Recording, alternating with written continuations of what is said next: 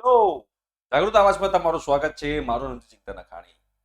આપણે દ્વિચલ સુરેખ સમીકરણ યુગ્મની અંદર આ લોપની રીત જે છે સ્વાધ્યાય 3.3 એના 2 દાખલા સુધી આપણે પહોંચ્યા છીએ. યસ.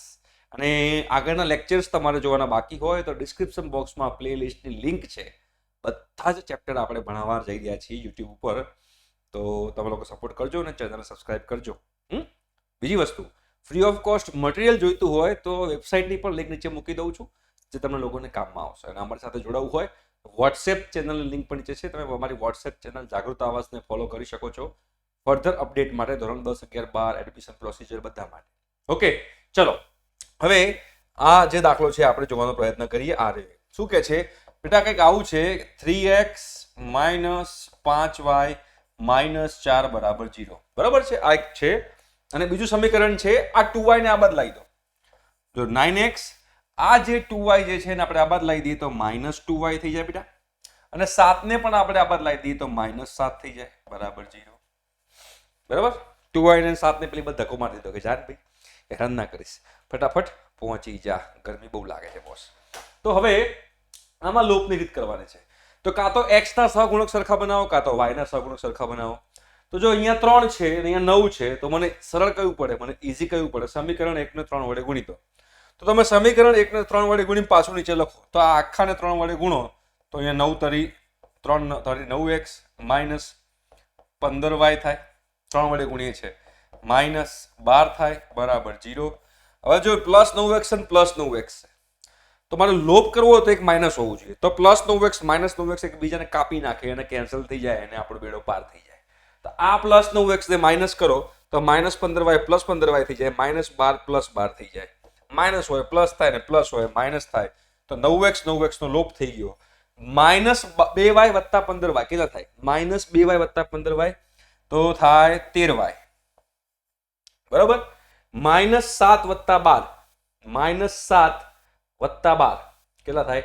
-7 + 12 + 5 બરાબર 0. તો 13y બરાબર કેટલા થાય? -5.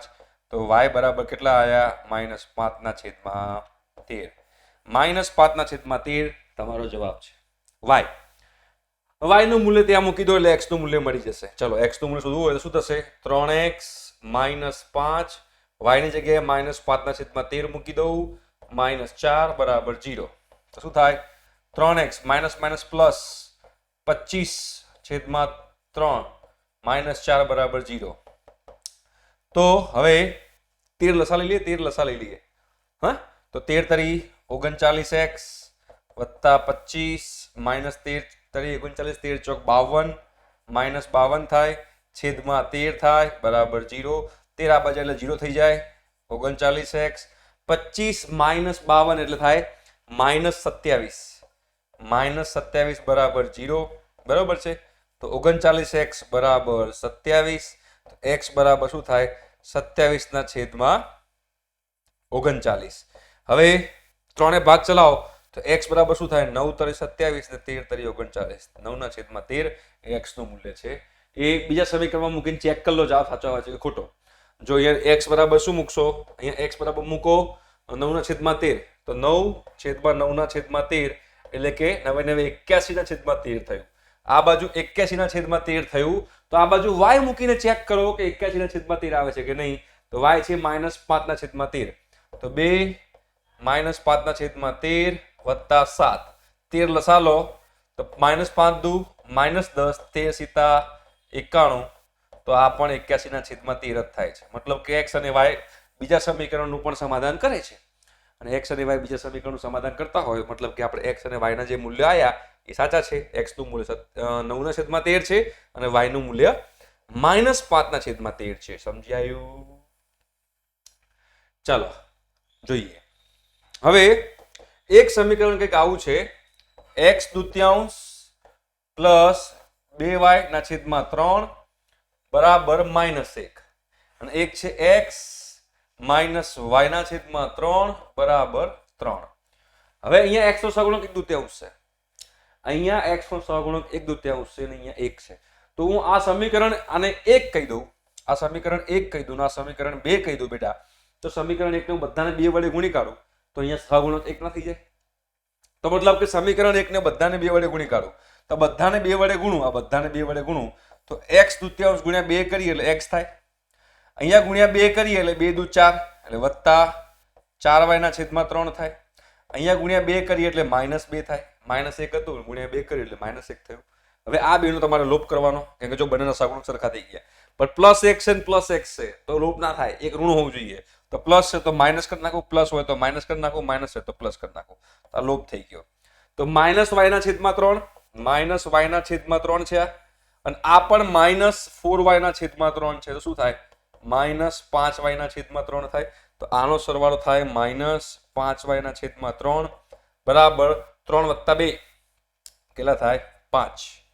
બરાબર. તો એ 5 5 ઉડી ગયા તો -y બરાબર -y ના છેદમાં 3 બરાબર 1 એટલે -y બરાબર 3 એટલે y બરાબર -3. y બરાબર -3 સમીકરણ 1 માં મૂકી દો. ચલો y બરાબર -3 માં મૂકી દો. શું થાય? x દૂત્યાંશ અહીંયા -3 મૂકું તો +2 ગુણ્યા -3 ના છેદમાં 3 બરાબર -1. તો x દૂત્યાંશ વત્તા 3 3 કેન્સલ થઈ જાય. -1 વત્તા 2 એટલે -2 બરાબર -1. તો x દૂત્યાંશ -2 બરાબર -1, -2 પેલી બાજુ +2 થાય તો x દૂત્યાંશ બરાબર -1 વત્તા 2 થાય એટલે કે x દૂત્યાંશ બરાબર 1 થયું, x બરાબર 2 થયું. તો x નું મૂલ્ય 2 આવ્યું અને y નું મૂલ્ય -3 આવ્યું. બરાબર છે? ક્લિયર? ઓકે, ચલો આપણે આગળ વધીએ અને આ એક્ઝામ્પલ સોલ્વ કરવાનો પ્રયત્ન કરીએ અને જોઈએ કે આ એક્ઝામ્પલ શું કહેવા માંગે છે. આપેલી સમસ્યા ઉપર સુરેખ સમીકરણ યુગ્મ બનાવો અને ઉકેલ લોપની રીતે શોધો. એક અપૂર્ણાંક છે. ચલો આ સ્વાધ્યાય 5.2 માં હતો એના જેવો જ છે. અપૂર્ણાંક આપણે x ના છેદમાં y કહી દઈએ. બરાબર. શું કીધું છે? અંશમાં 1 ઉમેરતા ને છેદમાં 1 બાદ કરતા અપૂર્ણાંક કિંમત અતિ સંક્ષિપ્ત રૂપમાં 1 બને છે. એટલે કે ઉપર હું 1 ઉમેરું અને નીચે હું 1 બાદ કરું. બરાબર. ઉપર હું 1 ઉમેરું છું અને નીચે હું 1 બાદ કરું છું. તો ઉપર મેં 1 ઉમેર્યું, નીચે મેં 1 બાદ કર્યું તો આન્સર આવે છે, જવાબ આવે છે 1. ચોકડી ગુણાકાર કરો તો x + 1 બરાબર y -1. y ને આગળ લઈ દઈએ, x - y થાય. 1 ને પેલી બાજુ લઈ -1 થાય તો -1 - 1 -2 થઈ ગયું. તો આપણને એક આ વસ્તુ મળી. હવે શું કીધું છે? જો માત્ર છેદમાં 1 ઉમેરીએ તો 1 દૂત્યાંશ બને છે. ખાલી છેદમાં જ 1 ઉમેરવાનો તો અંશ એનો જ રાખીએ, છેદમાં 1 ઉમેરી દઈએ તો 1 દૂત્યાંશ બને છે. લસા લો, ચોકડી ગુણાકાર કરો. 2x બરાબર શું થશે? y + 1. તો અહીંયા શું લખાશે?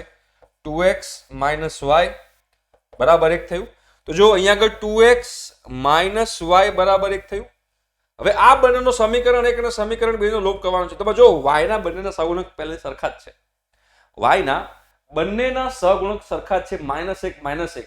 તો હવે -1 છે તો હવે અહીંયા મારે બંને માઇનસ છે, ના ચાલે, લોપ ના થાય. બંને પ્લસ હોય તો લોપ ના થાય, બંને માઇનસ હોય તો લોપ ના થાય. તો અહીંયા માઇનસ છે, અહીંયા માઇનસ છે તો અહીંયા મારે બાદબાકી કરવી પડશે. એટલે અહીંયા -2x થાય, પ્લસનું માઇનસ થાય, માઇનસનું પ્લસ થાય, પ્લસનું માઇનસ થાય. તો x - 2x કેટલા થાય? અહીંયા +x, અહીંયા -2x તો -x થાય. આ લોપ થઈ ગયો. -2 ને -1 -3 થાય. તો x બરાબર આન્સર આવ્યો 3. x બરાબર જે આન્સર આવ્યો 3 અહીંયા મૂકી દો. તો અહીંયા મૂકો 3 નું મૂલ્ય તો 3 દુ 6 -y બરાબર 1 તો y બરાબર થાય 5. જો y આ બાજુ +y થાય, 1 આ બાજુ -y બરાબર 5. તો મારો જવાબ જે આવે છે જે 3 ના છેદમાં 5. જવાબ પતી ગયો. દાખલો પતી ગયો. તમારે દ્વિચલ સુરેખ સમીકરણ યુગ્મ બનાવવું પડે અને દ્વિચલ સમીકરણ યુગ્મ બનાવ્યા પછી તમારે બેડો પાર થઈ જાય. બરાબર. તો આ જે છે દાખલો નંબર 1 તમને લોકોને આવડી ગયો હશે. ઓકે. હવે એના પછીનો બીજા નંબરનો દાખલો જોવો બેટા. 5 વર્ષ પહેલા નુરી અને ઉંમર સોનીની ઉંમર કરતા 3 ગણી હતી. હવે નુરી અને સોનુની ઉંમર કીધી છે તો વર્તમાન ઉંમર ધારી દો. તો વર્તમાન ઉંમર નુરીની કેટલી છે બેટા? નુરીની વર્તમાન ઉંમર x કહી દઉં. બરાબર. અને સોનુ જે છે એ સોનુની ઉંમર વર્તમાન ઉંમર y કહી દઈએ. 5 વર્ષ પહેલા નુરીની ઉંમર શું થાય? 5 વર્ષ પહેલા. તો બેટા 5 વર્ષ પહેલા નુરીની ઉંમર થાય x - 5 અને સોનુની ઉંમર થાય y - 5. શું કીધું છે? નુરીની ઉંમર એ સોનુની ઉંમર કરતા 3 ગણી હતી. તો આ નુરીની ઉંમર જે છે સોનુની ઉંમર કરતા 3 ગણી હોય તો જ હું સરખાઈ શકું. 5 વર્ષ પહેલા 3 ગણી. તો અહીંથી આપણને બેટા એક સમીકરણ મળશે. સમીકરણ બનાવો. શું થાય? x - 5 બરાબર 3y - 15. 3y આ બાદ જાય તો x - 3y -5 પેલું બાદ +5 થાય તો -15 વત્તા +5 -10 થાય. તો આપણને એક સમીકરણ મળ્યું x - 3y બરાબર 10. હવે જો 10 વર્ષ પછી, હવે 10 વર્ષ પછી કીધું છે, 10 વર્ષ પછી. હવે બેટા 10 વર્ષ પછી કીધું હોય તો નુડીની ઉંમર x + 10 થાય અને સોનુની ઉંમર y + 10 થાય. 10 વર્ષ પછી નુડીની ઉંમર 2 ગણી થઈ જાય છે સોનું કરતા. તો 2 ગણી હોય તો મારે અહીંયા 2 વડે ગુણવું પડે. નાનાને જ હંમેશા ગુણવું પડે તો સરખે પહોંચે. ચલો તો શું થાય અહીંયા આગળ? x + 10 બરાબર 2y + 20. બરાબર છે? ક્લિયર છે? તો હવે 10 ને આ બધા -10, 2y ને આ બાજુ આવો તો -2y. તો x - 2y બરાબર 10 પેલી બાજુ -10 થાય તો 20 - 10 10 બચે. તો બીજું સમીકરણ મળ્યું. તો બંને સમીકરણ મૂકીએ. જો x - 2y બરાબર 10. અહીંયા મને કોનો લોપ કરવો સરળ પડશે? મને x નો લોપ કરવો સરળ પડશે. કેમ x નો લોપ કરવો સરળ પડશે? કે x ના સહગુણક સરખા જ છે. ધન x છે. તો આને ઋણ બનાવો તો આ ઋણ બને તો આ પ્લસ બને અને આ પ્લસ છે તો માઇનસ બને. તો x નો લોપ થઈ ગયો. -3y + 2y, -3y + 2y -y થાય. -10 - 10 -20 થાય તો y બરાબર +20 આવ્યો. બેટા y ની ઉંમર +20 આવી. હવે y ની ઉંમર 20 આવી, અહીંયા મૂકી દો, આની અંદર મૂકી દો તો x નું મૂલ્ય મળી જાય. તો x - 20 દુ 40 થાય બરાબર 10 થાય તો x બરાબર 50 થઈ ગયો. બંનેની વર્તમાન ઉંમર મને મળી ગઈ. x બરાબર 50 થઈ ગયું કહેવાય. બરાબર છે? દાખલો પૂરો. બરાબર છે? કોઈ ભૂલ ચૂક નથી? બરાબર જ છે. દાખલો આપણો સાચો છે. તો જો બંને મેં શોધી કાઢ્યા. આવા સેમ આપણે આદેશની રીતથી આગળના સ્વાધ્યાયમાં જોયા હતા. આ લોપની રીતથી કર્યા. બરાબર છે? તમે લોપની રીતથી કરો, આદેશની રીતથી કરો, કોઈ ફરક પડતો નથી. ચલો, 2 અંકોની સંખ્યાના અંકોનો સરવાળો 9 છે. ધારો કે 2 અંકોની સંખ્યા xy છે. બરાબર? શું કીધું છે? 2 અંકોની સંખ્યાનો સરવાળો 9 છે. વળી સંખ્યાના 9 ગણા કરતા મળતી સંખ્યા એ અંકોની અદલા બદલી કરતા મળતા સંખ્યાઓ કરતા 2 ગણી છે. તો તે સંખ્યા શોધો. આ જે છે બહુ સરસ દાખલો છે. બરાબર છે? અને નીચે તમે જુઓ આ 2000 પર બેંક, એ પણ સારો દાખલો છે. અને આ પ્રતિષ્ઠિત પુસ્તકાલય પ્રથમ 3 દિવસનું એક પુસ્તક નિશ્ચિત ભાડું લે છે. આ પણ એક સરસ દાખલો છે. બહુ 3 સરસ દાખલા છે. તો એના માટે આપણે એક સ્પેશિયલ લેક્ચર લઈશું જેમાં હું તમને શીખવાડીશ કે કેવી રીતે દાખલો ગણવો જોઈએ. બરાબર? તો નેક્સ્ટ લેક્ચર પાક્કું એટેન્ડ કરજો તો તમને આ 3 દાખલા તમને આવડી જશે. એટલે નેક્સ્ટ લેક્ચરની અંદર આપણું આ ચેપ્ટર જે છે દ્વિચલ સુરેખ સમીકરણ યુગ્મ એ કમ્પ્લીટ થશે. ઠીક છે? Thank you so much. Bye. મળીએ છીએ નેક્સ્ટ લેક્ચરમાં.